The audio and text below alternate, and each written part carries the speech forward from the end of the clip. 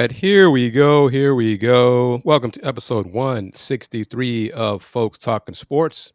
As you're watching on Facebook, LinkedIn, YouTube, and Twitch, I am KG Kris Gardner of the Houston Roundball Review. And with me right now is Miss Kennetra Pulliams. How are you doing? I'm good, Kris, and yourself? I'm doing pretty well. I'm kind of looking forward to Tuesday. Brother Willy Gibson is going to be joining us momentarily. It's going to be busy. Work tomorrow. Get off work, get home, get ready for my flight, and get to Kansas City a little after midnight. Catch some Z's, and then go from the hotel to T-Mobile on Tuesday, and watch. What is it? What color carpet? The black carpet, red carpet, whatever it is they're rolling out for the student athletes for the fashion show for them to begin on Tuesday for the women's basketball players, and then Wednesday for the fellas. I noticed one thing kind of strange. What's that? Big 12 sent out part of their prep for Tuesday and Wednesday. The sponsor is Justin. How are you doing? Good evening to you. They want us to plug Tuesday is Big 12 women's basketball media day. They want us to say, if you put out there, you post the image, it's the sponsor, New Era. Say it's Big 12 women's basketball media day by New Era, whatever. But they don't want us to say on Wednesday, it's Big 12 men's basketball media day by New Era. So it's either Big 12 women's basketball media day or Big 12 basketball media day. Either or. No men's basketball media day. It's either Big 12 basketball media day or it's Big 12 women's basketball media day on Tuesday. So that's kind of strange to me. I don't know. Whatever. Willie's logging in, talk about the Browns. We'll shift gears on that. I'm trying to wait for him to log in. KP's working. And getting ready. Oddly enough, part of her job is transportation for Tuesday and Wednesday in Kansas City for media day. So and I'm going to do something a little different because, I'll talk about this and I'll come back to her so y'all can see me, because I want to say this to Justin and to everybody watching on YouTube or Twitch or LinkedIn or Facebook on the Houston Roundball Review. Queen Wanda Polk can attest to this. Justin, this is for you, I think. But for anyone who is not yet a member of the Houston Roundball Review YouTube section, especially at the all-world tier, I launched it yesterday, Saturday evening, the first live stream show for members only, and announced the perk provided by Star Pizza to the members. And that perk is you have to do some steps, and you will have to watch the video to know what steps you need to take. But if you become an all-world member, you can get a free large pizza from Star Pizza. All right. So that is one of the perks. It's my way of showing thank you to the members who are supporting the Houston Roundball Review. At the all-world tier, you can receive a free large pizza from Star Pizza, but you have to watch that video. Okay, Brother Gibson, how are you doing, sir? Fantastic. How are you, sir? I'm doing great, my man. I am doing great. And I am going to KP, like I said, KP is doing work preparing for Tuesday and Wednesday transportation for everyone, not everyone, but many of the folks who will be in Kansas City for the Big 12 basketball media days. And I don't want to give away some of the clients or whatever who they will be transporting to T-Mobile, but it's some pretty heavy hitters, Brother Gibson, I must say. But while she's doing that, I want to get your thoughts. This is just for Justin and everybody else as well. And as Queen Polk can attest, she knows, she already did her part, and she will be one of the first one, hopefully, to receive go pick up her free large pizza via Star Pizza. She's going to get that. It's in the mail. But Justin, I want to answer your question first that you brought up here, and then we'll get to what he asked. His next question for you, Willie, about the Browns. Mm-hmm. UH men's basketball had a scrimmage yesterday, October 18th, in New Orleans against Ole Miss. Yep, that's closed to the public. They have an exhibition game that's open to the public next Sunday on the 26th in Fort Bend, in Rosenberg, whatever. Tickets are available for that. And now that I think about it, that starts at 6:30. So I have not yet decided if I'm going to that exhibition game. Because if I do, then it won't be FTS, obviously, unless Willie and KP want to do it themselves. But it's an exhibition game next Sunday against Mississippi State.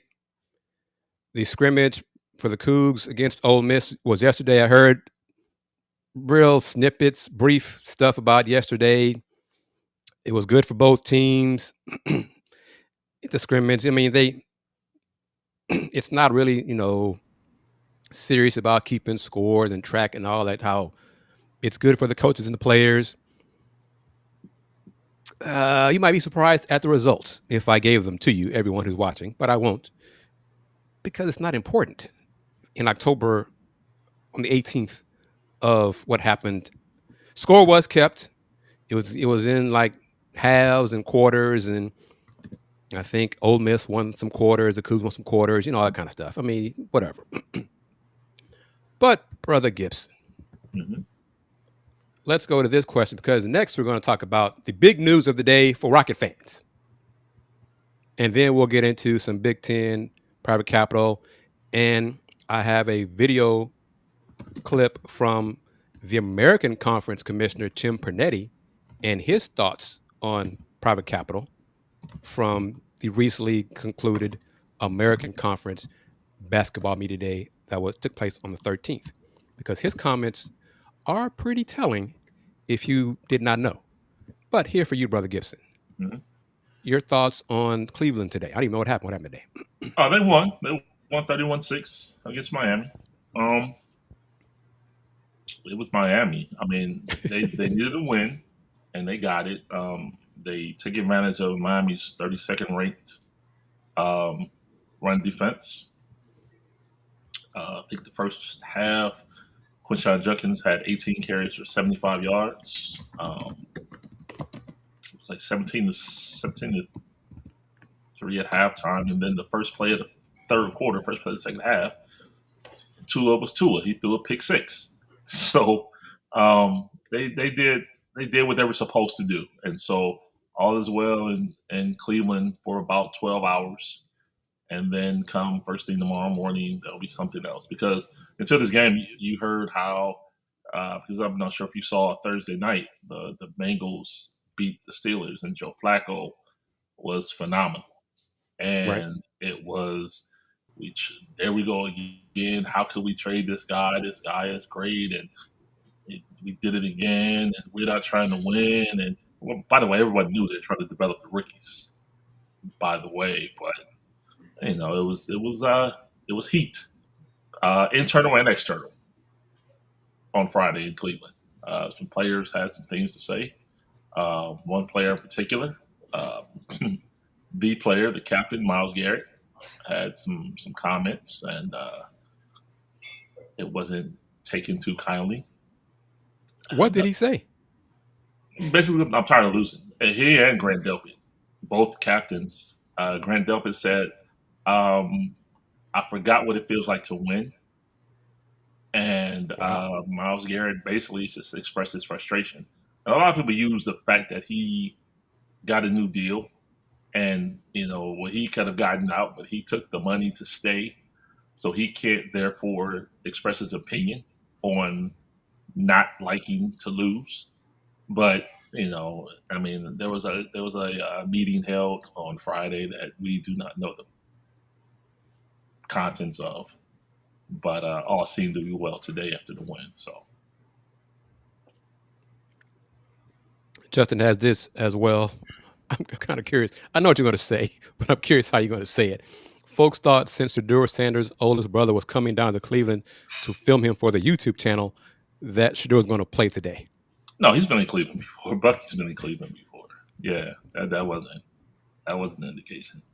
No. Yeah, that wasn't going to change. No, Shiloh was in Pittsburgh last week. He didn't play, so yeah. All right, here's the big news. For part of the big news, we're going to get into discussion here since I shift gears. There you go. On the left was the Rockets making it official that they extended Kevin Durant to a contract extension. On the right is Shams Charania with his follow-up, what is it called? Requoting his tweet, his initial tweet about breaking news that was around 8 o'clock Central Time, that the Rockets had agreed at that point to a 2-year, $90 million contract extension with KD. And then around noon, the Rockets made it official and announced it and sent out the press release that Kevin Durant has signed the contract extension. And of course, in the Rockets press release, there are no contract details, but all the reports, everyone knows, folks in the know, it's a 2-year, $90 million contract extension with a player option in the 2027-28 season. But as Shams notes there, KD was eligible for a max extension of $120 million. So rather than getting the full max, he agreed to take KP and Willy only $90 million. That's it. But kudos to him. And it really is, and let me do this. Justin, you can attest to this. We talked about it weeks ago on Let's Talk Houston Rockets when I was doing those regularly, that I had hoped that KD would accept something around 2 years, $100 million or less. That the Rockets would push for that, and then it'd be up to KD and his people to agree to it. Lo and behold, he agreed to 2 years, $90 million. So that's even better. It's a win-win for the Rockets. Willie, what do you say about what KD and the Rockets did? I mean, it was expected. I mean, entering the last year of his deal, correct? This is the last year of his deal, right? Coming from Phoenix.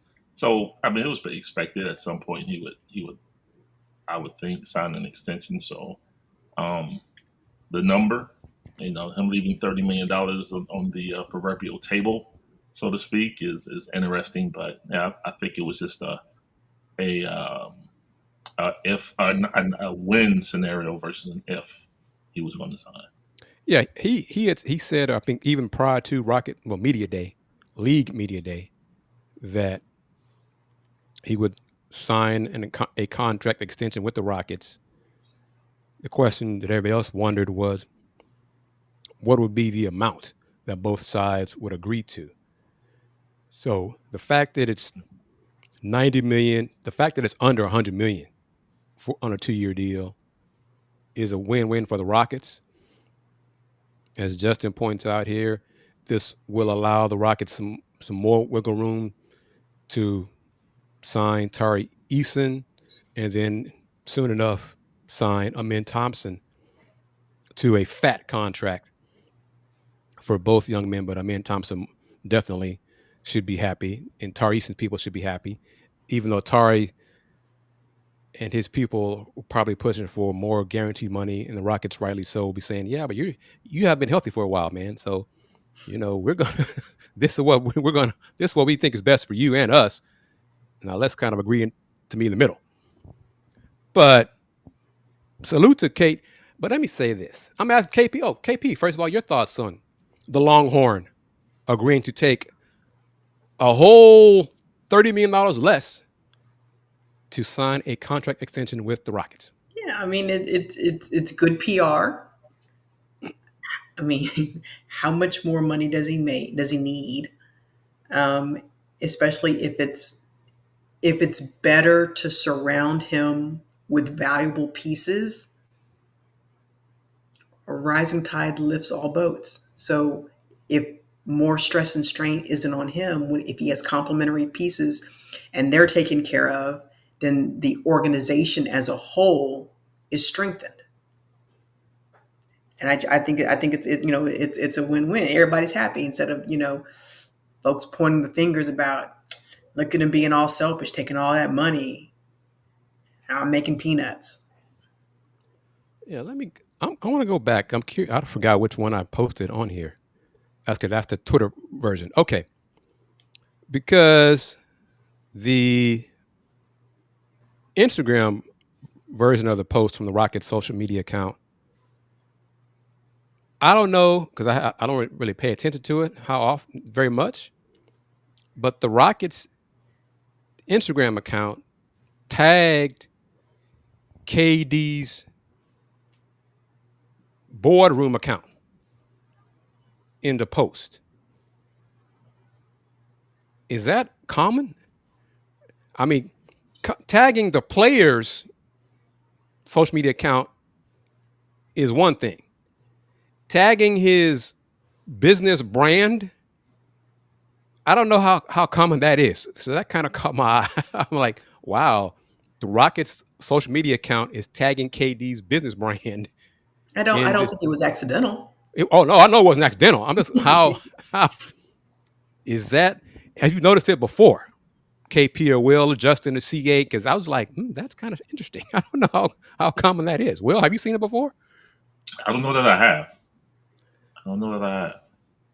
But I mean, it's everybody's happy, so that's a plus.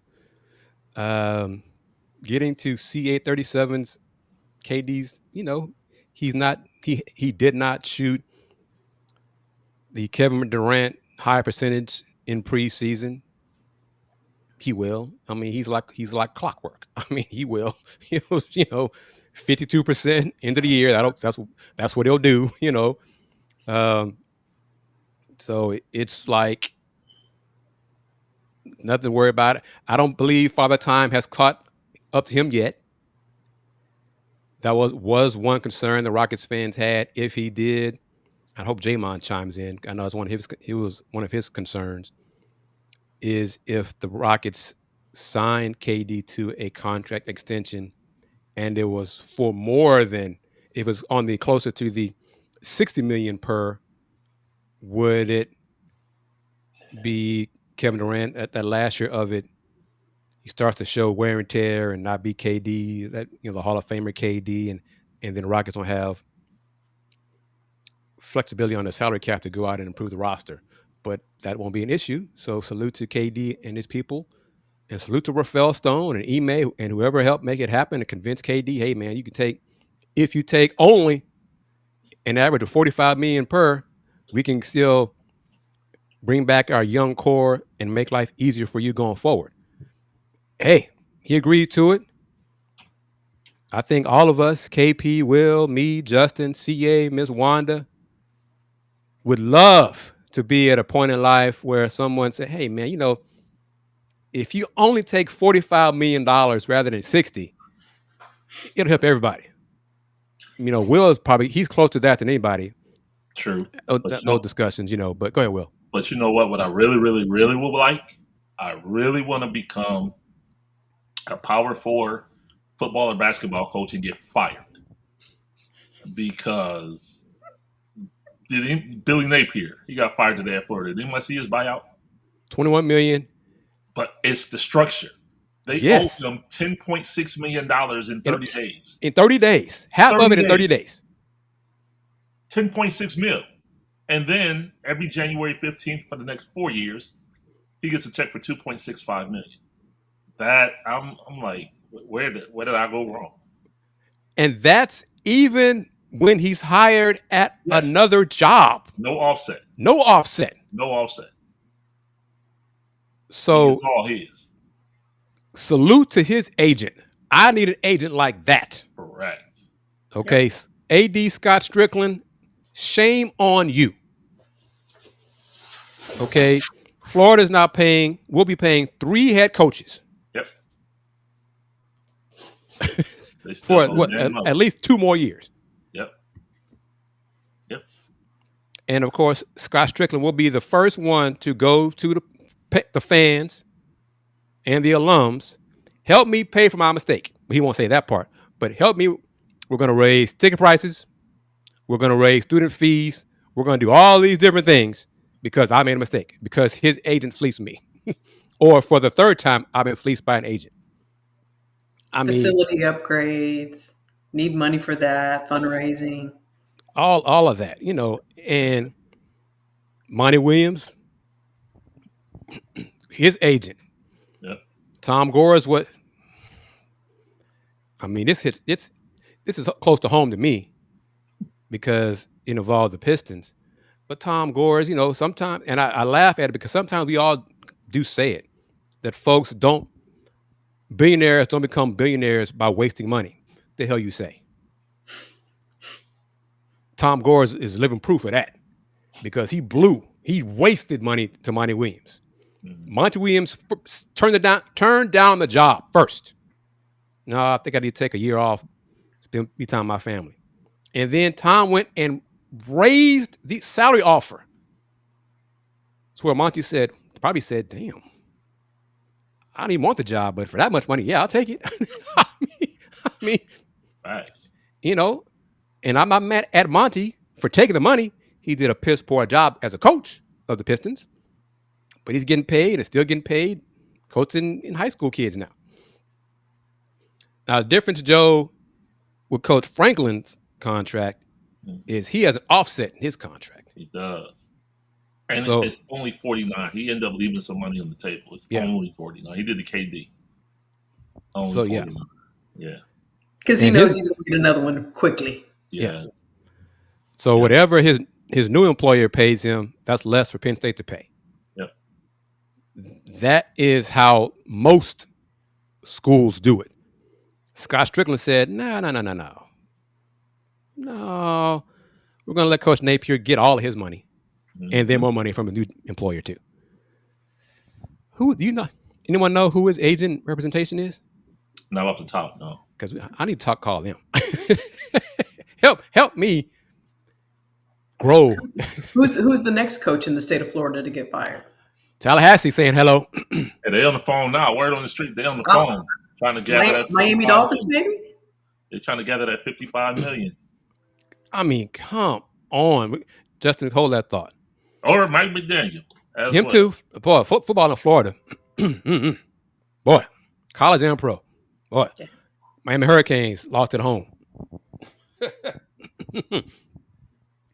But the betting line for the Florida State-Stanford game was like Noles minus 18.5. Oh, we shouldn't be surprised. If I had money to bet, I would have put it all on Stanford plus 18.5. Can I tell you? Can I tell you Billy Napier's agent? We shouldn't be surprised. Is it what's his name? Boris? No. Trent, that's his name. Nope, Jimmy Sexton. Jimmy Sexton, that's what it is. Jimmy Sexton, that's what I was trying to think of. As soon as I saw it, I'm like, oh yeah. That makes sense. Jimmy Sexton is a hell of an agent. Yep. And he must go into those meetings with like a watch or something, hypnotize some of these ADs, because he comes out, his client comes out smelling like a rose. Because, I mean, no offset in this deal. You're a Power 4 program and no offset? What in the hell, man? Yep. Oh, my goodness gracious. But, man, salute. Because even little old Chris Pesman didn't fall for that with Dana's deal. Dana get a job somewhere else. Well, that's less for UH to pay. Coach Napier, man, salute to you. But back to the Noles, minus 18.5. I'm like, oh yeah, Stanford going. Oh yeah, no worries, because the Noles defense is trash. I'm like, 18.5 is a gift. I woke up this morning, saw the final score, and saw that Stanford won. I laughed out loud. Did you see that last drive though? I didn't see the last drive. I read about it. I just laughed my head off, man. And I used to be a Florida State fan. My teen years, my early 20s, Coach Bow, when they were rolling through everybody, I used to be. And then in the Coach Bowden's time, when the offensive line was just garbage, just for the most. And then for that one magical year, or with a handful of years, Jameis Winston was there, and they were really, really good. And the O-line was good. And then Jimbo ruined that offensive line as he left, and then took the money and left for A&M. When he left it, well, honestly, as me and my buddies joke, when the Cougs beat Florida State in the bowl game, the Noles have not been the same since. I think since that bowl game loss, when Sugar Bowl lost, they have not been elite since then. One magical year, and then of course how that ended up, they didn't go. They got, well, some would argue, shafted. They haven't been the same since. But anyhow, all right, Bobby. Good evening to you. Thank you for chiming in. And I'm going to say this again. I think Brother Gibson heard it. Could you hear me off air before I added you to the show? No. I was curious about that. Okay. This is for, I'm not sure if Miss Wanda is still watching, but this is a note to everyone. If you are not a member of the Houston Roundball Review YouTube members only section, and specifically, there's 2 tiers, but specifically at the all world tier. So $4.99 per month. Do it for a month. Yesterday was my first live stream show for members only. I announced the agreement, the perk for the all world members. You got to go through some steps, a couple things, but if you do that, you can go pick up a large pizza from Star Pizza. Okay, and of course you got to be in this area. I don't believe Star Pizza.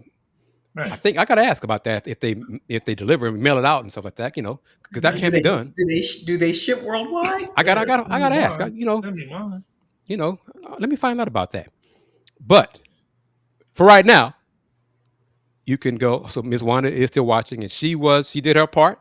So she is going to receive what she needs to be in person, to take to Star Pizza and say, here it is, and receive her free large pizza.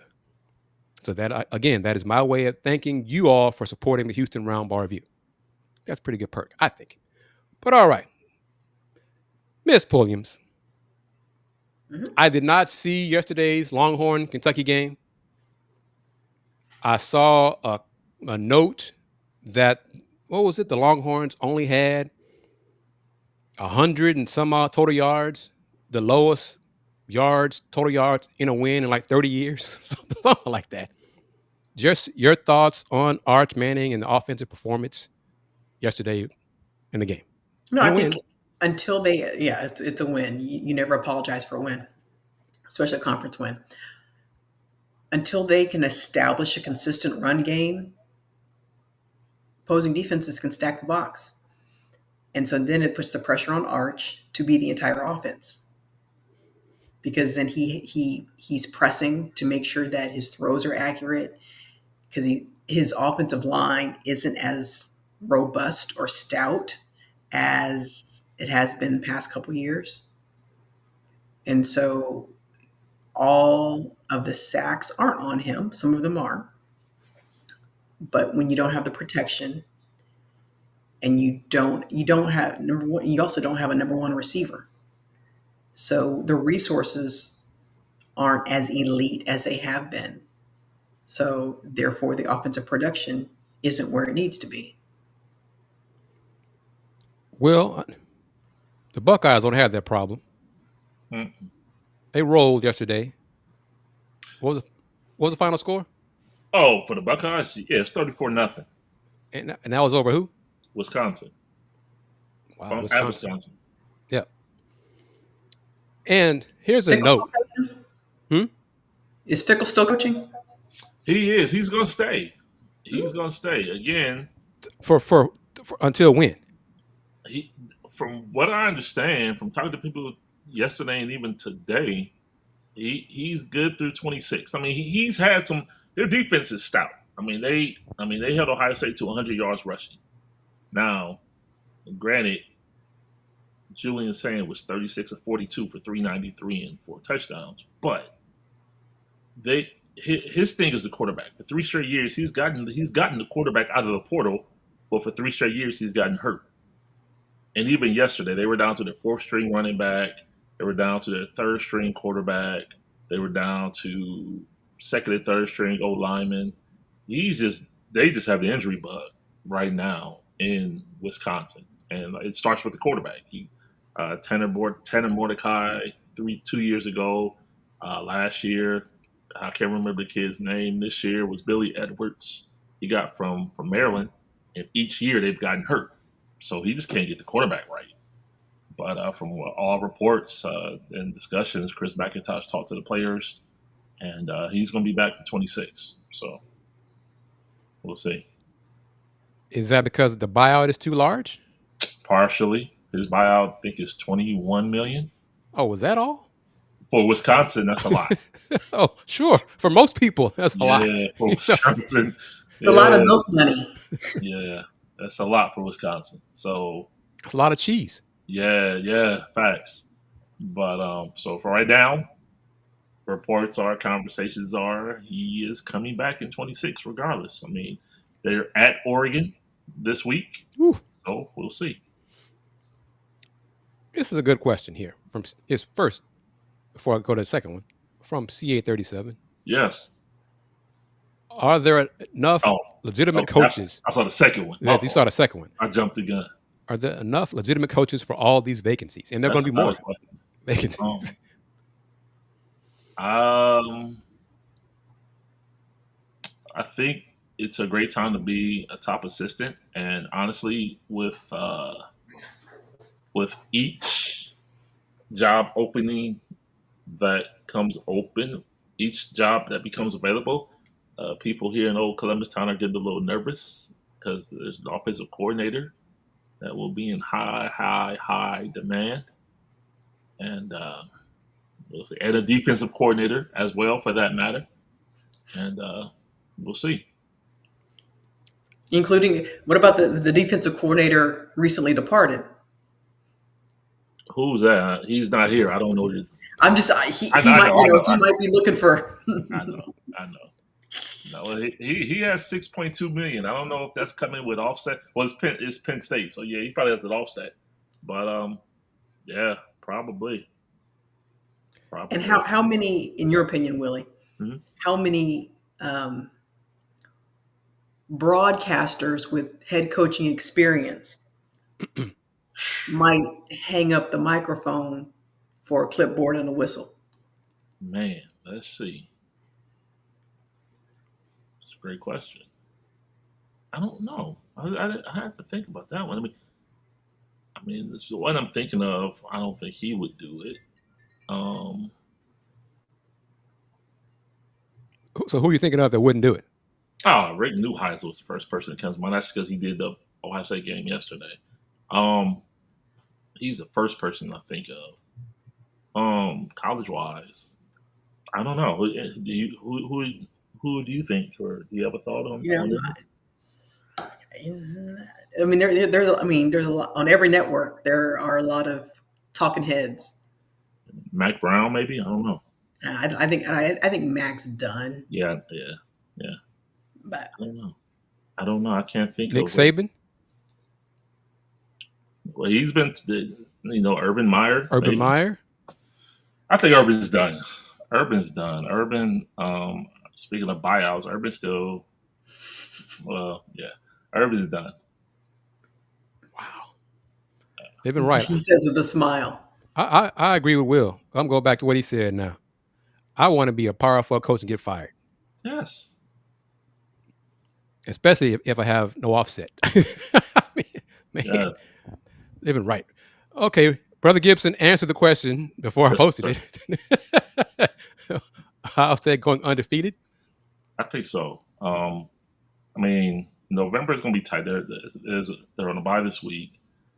Then they start November at home with Penn State, on the road at Purdue, and then it's home for UCLA, home for Rutgers, senior day, and then they travel up north.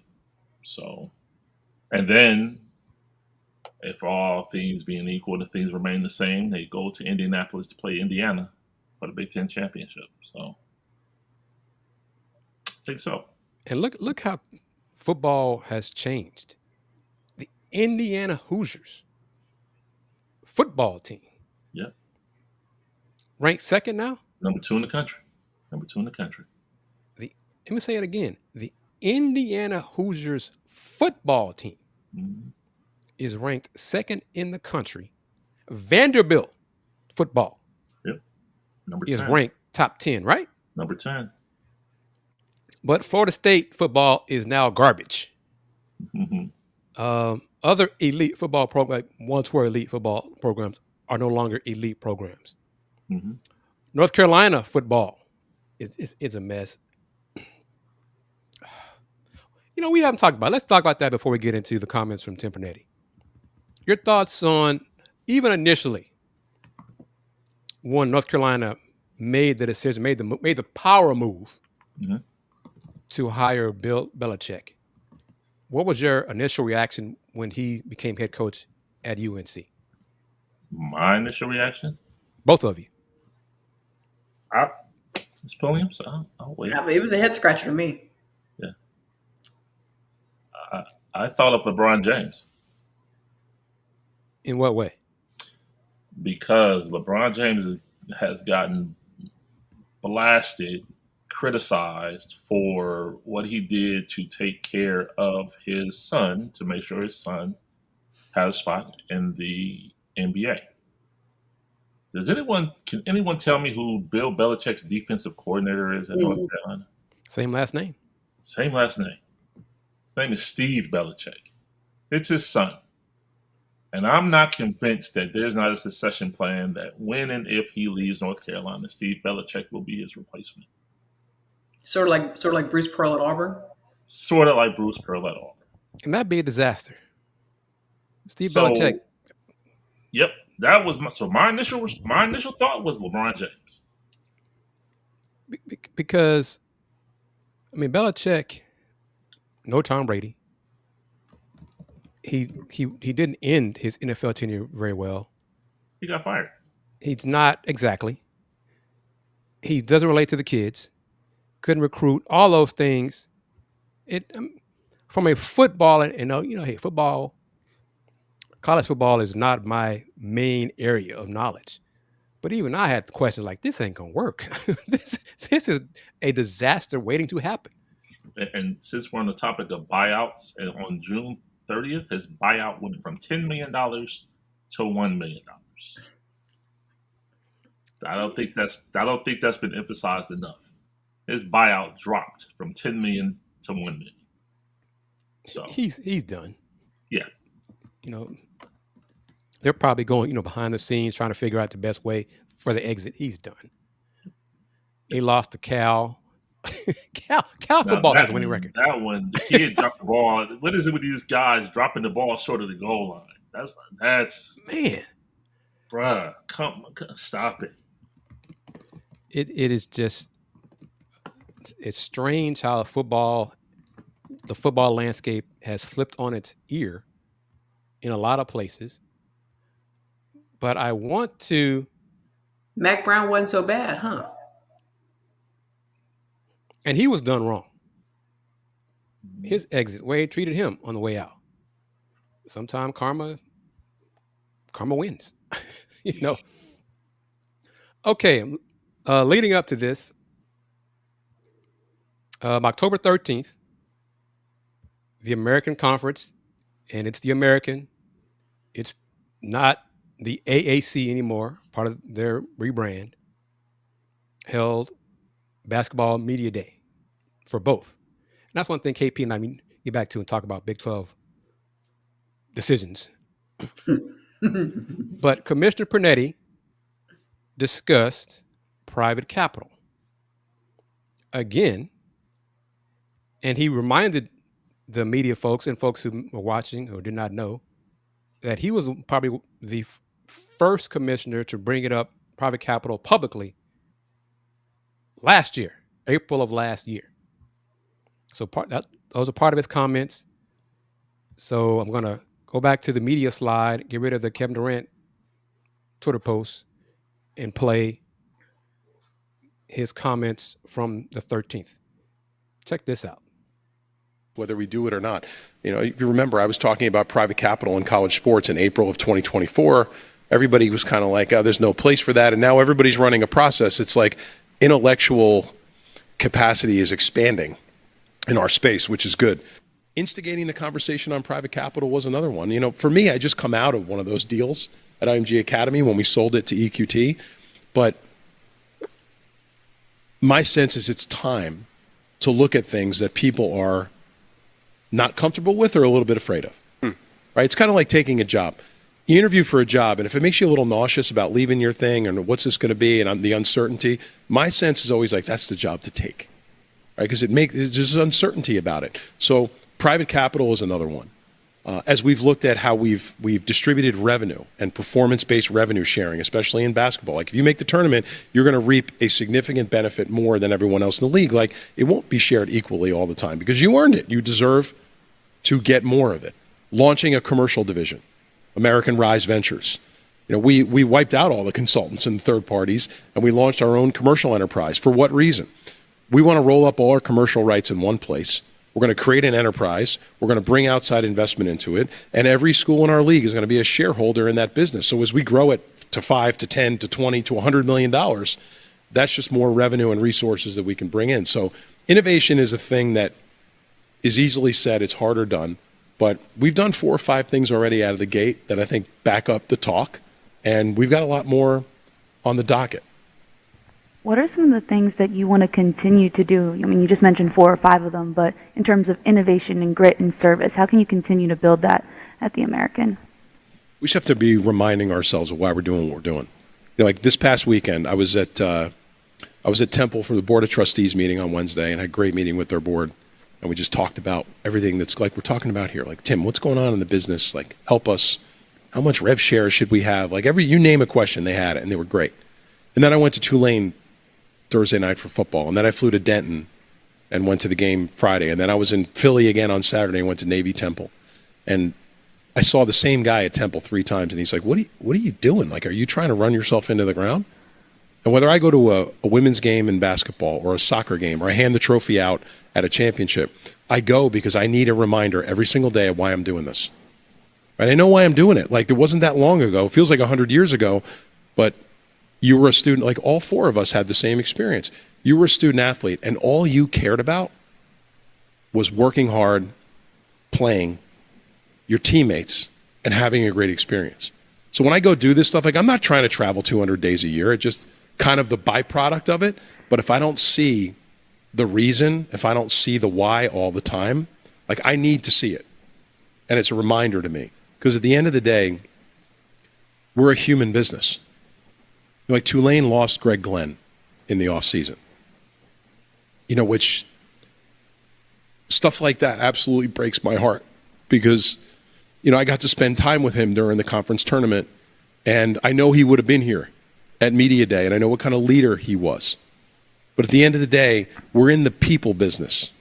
And now more than ever, you have to wake up and remember that life's fragile. Like, this is just a moment in time. Your life is a series of opportunities. What you do with them is what's most important. But we have to remind ourselves that what the fans see on Saturday is not all that we do. Your thoughts on what Commissioner Pernetti said, and for those who are wondering, Greg Glenn, Tulane forward, died in a drowning accident, really. So, so that still hurts me and folks who in the cover of the team, the conference, all those kind of things. But just your thoughts on what Coach Pernetti said. It's a lot to digest, and whether it's the American, Big Ten, whatever conference, not everybody has the same financial train of thought. Yes, you want what's best for the conference, but what that looks process is not going to be monolithic across all member institutions or across all conferences. So while you may have a visionary for a commissioner, the coaches and the athletic directors, the presidents and the chancellors, and the board of regents may not agree. Well, So I'm gonna piggyback on KP, and I'm gonna agree with everything she said. Because quite honestly, forgive the cynic in me. All I heard him say was, him call everybody else stupid on the low. Because he said, I've been talking about this since April of 2024, and now the intellectual capacity is expanding. You just called everybody else stupid. Sorry. That's what that sounded like to me.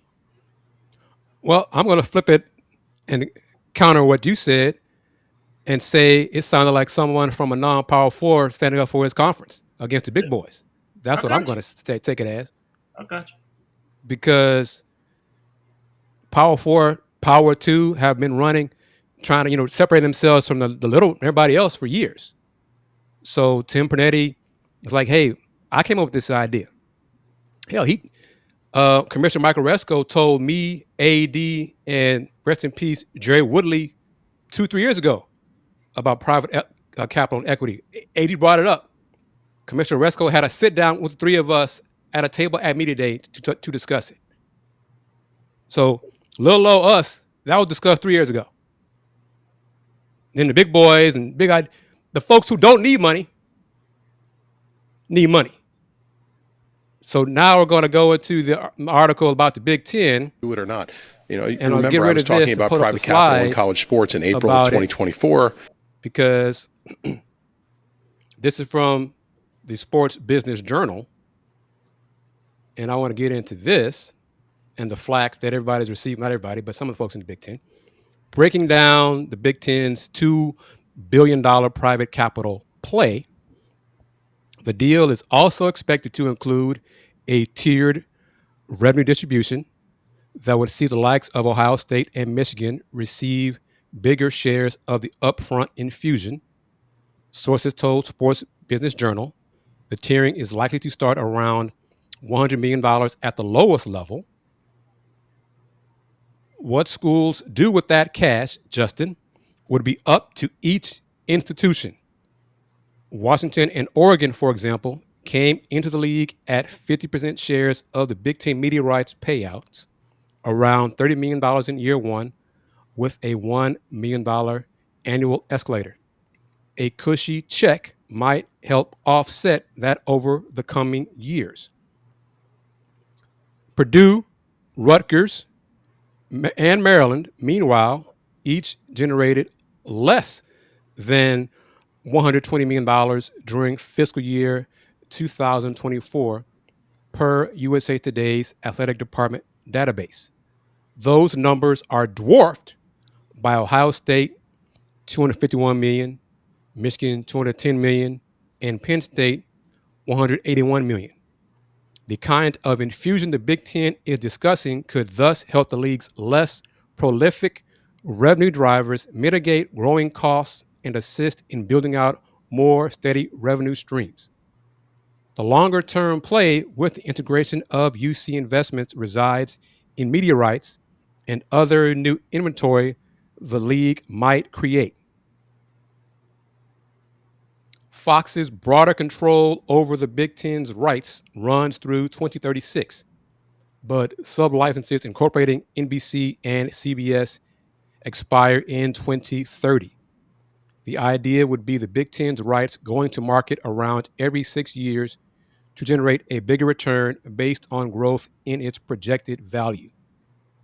A second Big Ten source briefed on the proposal told Sports Business Journal the league has projected in the neighborhood of a 20-time increase in revenue by activating Big Ten enterprises and potential media rights value, among other measures. Quote, when you aggregate valuable rights, put them all in an entity and leverage it like the Big Ten is doing, it is incredibly valuable, the source said.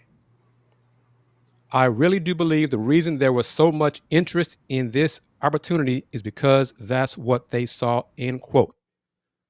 The Big 12 was among the first movers exploring private equity before presidents paused conversations around proposals shepherded by Commissioner Brett Yormark in June.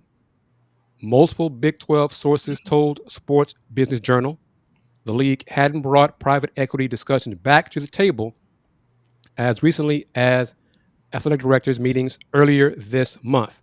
But the Big Ten's efforts could prompt opponents to reconsider.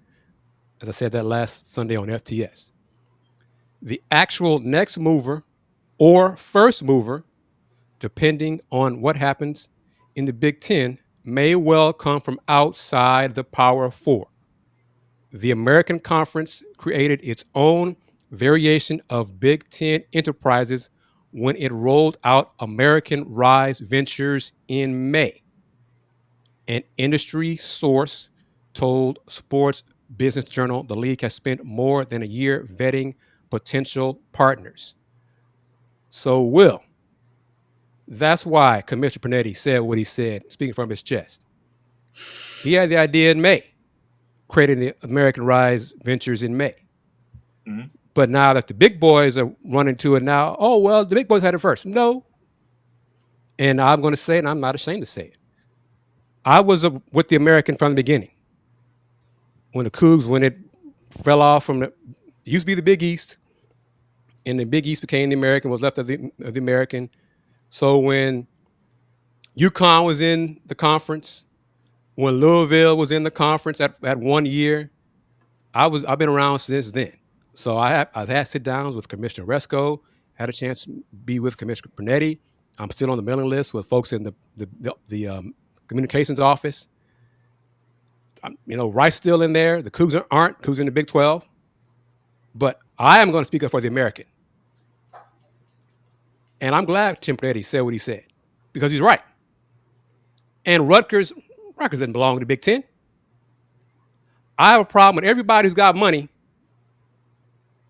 and receiving huge amounts of money in media rights, and yet they misspend, overspend, have crappy buyouts with no offsets, and then come to the public, we need more money.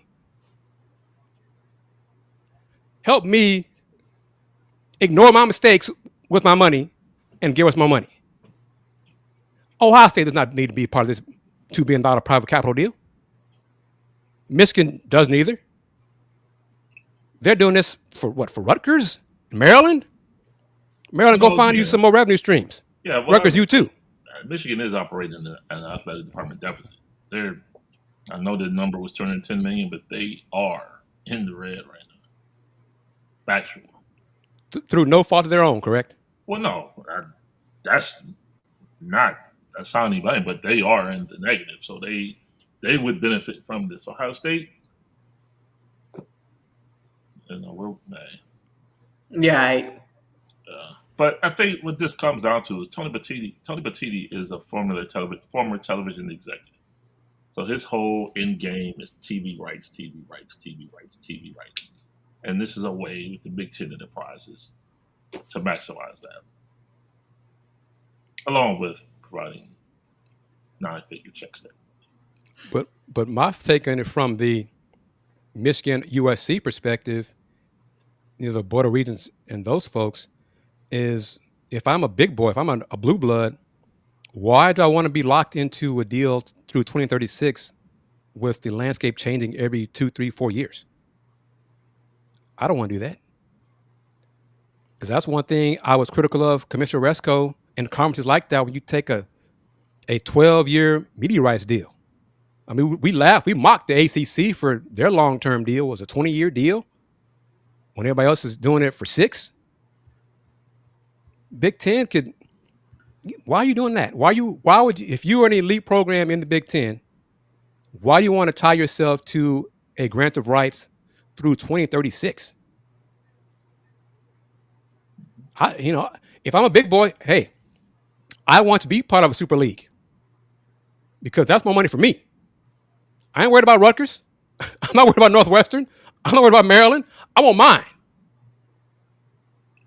So, yeah, it's nice that y'all want to make it an unanimous vote. I'm not voting for it. if the TV people come to us in 3 years or less and say, hey, we got this proposal involving all the networks, we do a super league, and I'm against super leagues.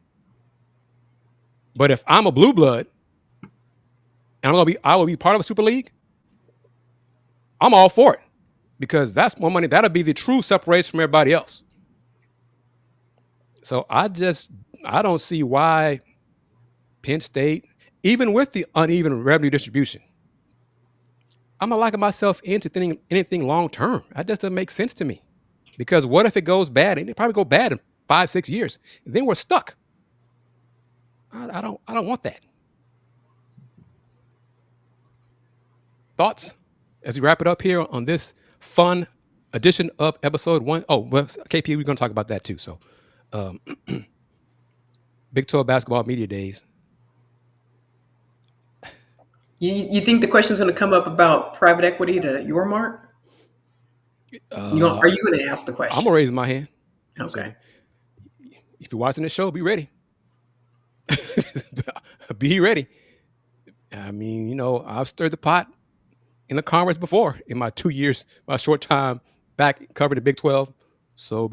But the commissioner, he's in favor of private capital. He wants it to happen.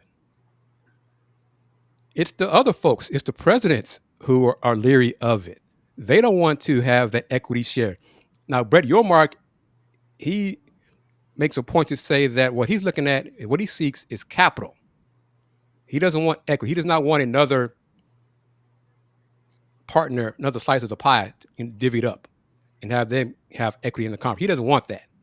So you don't want somebody else pulling the puppet strings? Right. He doesn't want that. He just wants the money. He wants the capital. That's what he said last week on the show. The clip I played last week. That's what he wants. I'm not sure who's going to do that, but right, because you want some say so in where your money, where your investment goes and how it's being spent. Because I think all of us, me, Will, KP, CA, Justin, Bobby, Ms. Wanda, would love for someone to say, you know what? I trust you. Here is basically a blank check. I'm give you a blank check. You do what you do because I believe in you and you're going to make this a success. I'm not going to say anything. I'm not going to handcuff you at all. You go ahead and do you because I believe what you're going to do. Everybody will love that. I'm not sure who's out there to do that, though. Okay. So, really? Doug Martin passed away? Wow. Yeah. But that's what but what I want to say is wrap it up. Big 12 basketball media days, Tuesday and Wednesday. I don't know why they're having women on one day and the men on the other day. Why not just split it up, do co-ed on Tuesday and then co-ed on Wednesday? KP, your thoughts on that? Yeah, I mean, we've seen, how ACC did it. We've seen how SEC did it. I mean, there's been, kind of a combination. SEC, did it by schools, men and women same day. ACC did kind of sessions, morning and afternoon. And it was kind of segregated, women and men, except for, I think it was Tuesday. Women were in the morning. Men started in that afternoon session, and then that's just how they've always done it.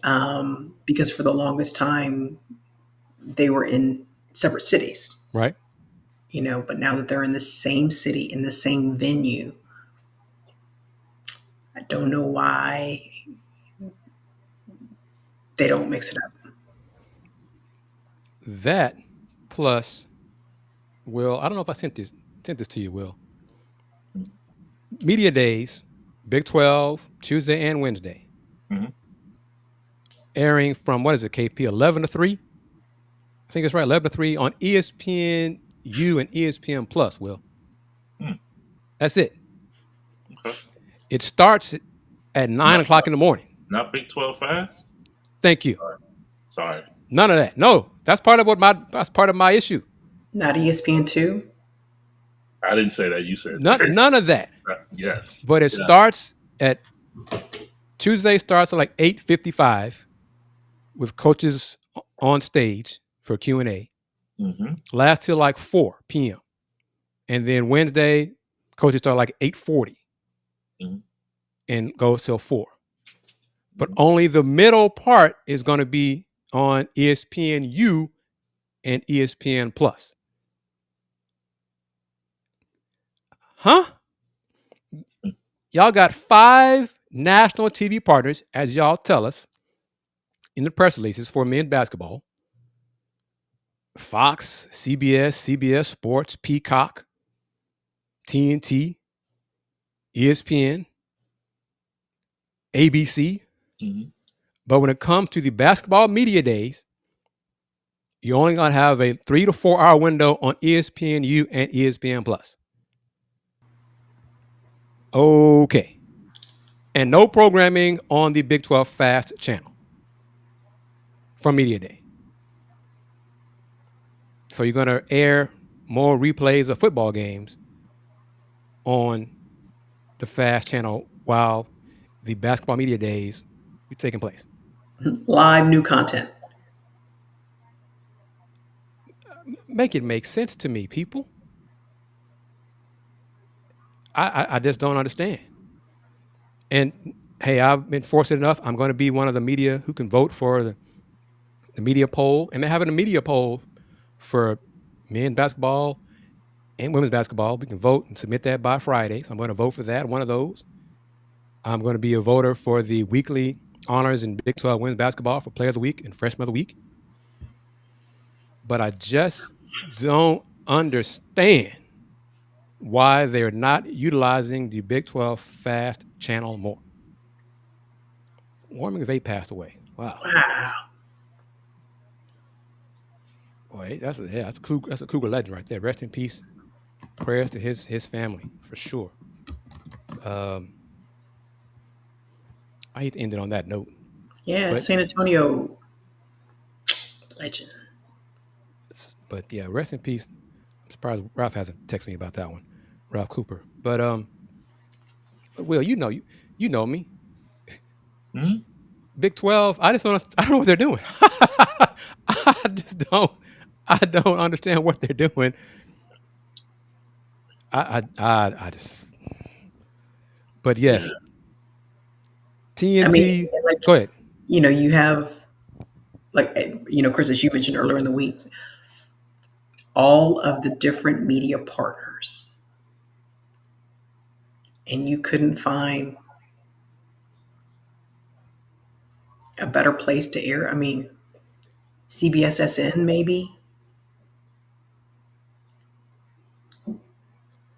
I was being facetious when I said Big Ten Fast and true because the Big Ten's basketball media days were October 8th and 9th on the Big Ten Network. Mm-hmm. So that each day, I mean, the women were the 8th and the men were the 9th. So they did something similar. Women on one day, men on the other. But they had the outlet in which to share it. So SEC Network, ACC Network. And we all know Longhorn Network too, right? We understand. I know. That ACC, Big Ten, and SEC networks are linear. We understand that. But when you have your own channel, the FAST channel, free ad-supported television, that's what it stands for, FAST. Looking for some live content, put this on the FAST channel. You finally launched, you're simulcasting the daily Big 12 today on TuneIn, now available on the FAST channel from 7 to 10 in the morning. And the guys will be there in Kansas City getting content for throughout the season. So maybe that's what it is. Maybe from 7 to 10, they're going to have part of the show on TV. Maybe that's it. They just put it in a press release. So James and Ari are going to do the show, their regular show, Big 12 today, Tuesday and Wednesday morning from Kansas City, from T-Mobile. And it's going to stream on TuneIn and stream on the Fast channel, and maybe that's what they're going to do. They just didn't want to mention it. I don't know, maybe. Who knows? But I'll be there. The youngsters from Coug TV will be there as well. So we're going to have you covered with providing content. My brother Al High I love the name of his company, his own company now, Highlights, HY. Last name High, HYGH. So Highlights, he's going to be there. He got his own credential. He's branching out from BS3. So he's got his first credential for the Big 12. He's going to be there as well. We're going to do what we can, providing content for fans of the Big 12, fans of the Cougs, on both men and women. So follow me, follow us on the platforms, tune in, watch, subscribe to the Houston Roundball Review YouTube channel. And if you want a free pizza, I think you need to do what I said and become a member of the Houston Roundball Review YouTube section and receive your free large pizza from Star Pizza. But and I'm done with the Rocket and Space City Network. It's going on 3 years now. 3 years, probably this month, since I put in my request to talk to the lady, the COO of the Rockets, to interview her. So move on from them. But anyhow, wrapping it up, KD, Kevin Durant, signed his contract extension, 2 years, $90 million. Took less money to help out the Rockets. The Browns won over the woeful Dolphins, 31-6. My man, Adolphus A.D. Moore, will be bringing you the AdMax Corner from Seattle. He's in Seattle. Texans playing Seattle Monday night. He'll be doing the Corner post-game show. I think he's going to try to do it after the game Monday night, if necessary, from the airport. But tune in to the AdMax Corner on the Houston Roundball Review YouTube channel. And then Tuesday and Wednesday, stick with the Houston Roundball Review for content from Big 12 basketball tip-off, men's and women's. I'm curious to see what kind of swag they're going to give media. So they got a new sponsor, presenting sponsor for the event. It's free, so I'm not going to complain one way or the other. But I am kind of curious to see what it's going to be. Brother Gibson, the floor is yours as soon as I do this. Appreciate it as always, sir. Thank you again. You can find me on social media as the Coral States, IG, and Threads, Will Knows Sports. On Twitter, Will Gibson 7, and on Facebook, Will Knows. Queen Pulliams. Same. Okay, fair enough. Follow Folks Talkin Sports on Instagram and Threads. Thank you. Getting more and more followers on both those platforms on FTS side. And Folks Talkin Sports is part of the Houston Roundball Review Media Group. So you can get both, best of both worlds right there. Thank you to KP and Willie for their time, their insight. Are we good for next Sunday? Same time, Will? Yes. Oh, I'll be out of town. Say that again, KP, I'm sorry. I'll be out of town. Okay. Heads up, this Thursday's Houston Roundball Review takeover of the lunch break will be pre-recorded. Since I'm coming back late Wednesday, I'm going to record segments tomorrow and I'll put that together with my interview with Lawrence Sampson from 2 shows ago, and that'll be Thursday's show. Because once I get back Wednesday night, I'm going to sleep, wake up, go to the job Thursday morning, so it won't have on time to record a show. Typically, I do it on Wednesdays. But thank you again, everybody, to Bobby Allen, CA37, Justin, Queen Wanda Polk. Thank you for taking time out to watch and participate in the discussion and conversation on episode 163 of Folks Talkin Sports. If you watched it on YouTube, Facebook, Twitch, LinkedIn, thank you very much for doing that. And Justin, appreciate this. Speaking with Lauren is always great fun, and she's always insightful. And that's an annual event with her, really. Turns out to speak with her. And I don't think she'll be there Wednesday. But the players, the Cougar men who'll be in Kansas City, Ramon Walker, Emmanuel Sharp, and Milos Uzan. Women's side, Let's see. Ooh, put me on the spot here on top of my head. Kiera Merchant, Amir Abdul Rahim, and oh my goodness, I can see your face. It's not Kateri Poole. I'm gonna pull it up so I don't get blasted when I see her Tuesday. She hears about this. Poole? You said Yes, Terry Poole. she won't be there. KP won't be there, She but she's still a coup. She's healthy now, Alan. She's healthy. wow. No, she started here. That's why I'm like, Yeah, wait yeah. a minute. But she tore ACL last year and missed the season, but she's healthy this year. Okay. TK Pitts is the third young lady. So it'd be Coach Mitchell, Amir Abdul Rahim, Kiera Merchant, and TK Pitts representing UH women's basketball on Tuesday, and then UH men's basketball, Coach Sampson, of course, Coach Kelvin Sampson, Ramon Walker, Emmanuel Sharp, and Milos Uzan. So there we go, everybody. Thank you as always for participating in the discussion.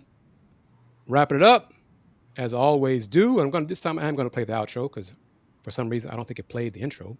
But anyway, since 1994, the Houston Roundball Review. Local name, global perspective. Everyone, take care. Peace.